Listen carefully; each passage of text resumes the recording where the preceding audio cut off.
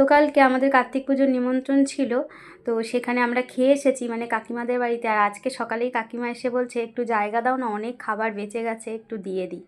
তো আমি কাকিমার সঙ্গেই গেছিলাম। কাকিমা অনেকটা খাবার রয়েছে বলে এই যে দেখুন কতটা খিচুড়ি দিয়েছে, এখানে 1 ডেচকি খিচুড়ি দিয়েছে, এখানে 1 গামলা আলুর দম দিয়েছে।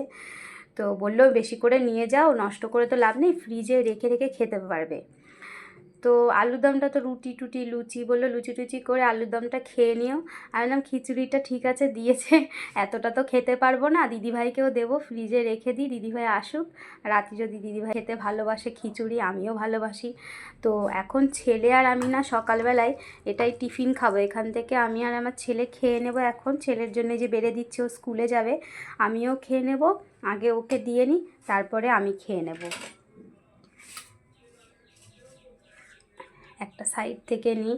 এই আলুর দম আর খিচুড়ি এখন চলে যাবে ফ্রিজে। আমাদের মতন এটা প্লেটে তুলে নিই, তারপরেই ফ্রিজে সব ঢুকিয়ে দেব, রাতে আবার বের করা হবে। ছেলেকে আগে দিয়ে দিই।